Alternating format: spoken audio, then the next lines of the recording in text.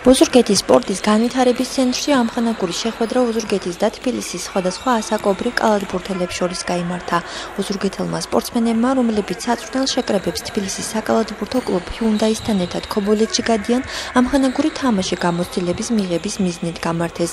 გუნდში ფიქრობენ, რომ მსგავსი ტიპის შეხვედრები დადებით გავლენას სამომავლო ასპარეზობაზე მოახდენენ და ამავდროულად ახალგაზრდებში კალათბურთის პოპულარიზაციასაც შეუწყობს ხელს. თბილისიდან ჩამოსული არის ქობულეთში შეკრებაზე. თბილისის გუნდი ლაშათოიძის ხელმძღვანელობით გუნდში ჰიუნდაი მასთან ერთად შეკრებას გადის ჩვენი გუნდის წევრებით.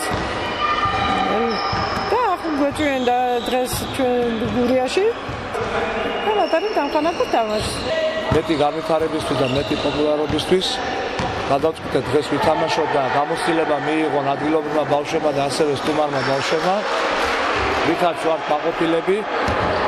ძალიან შედეგიანი მუშაობა მიმდინარეობს ოზურგეთის რაიონში კალათბურთის განვითარებისთვის და ასევე ჩამოყალიბებისთვის.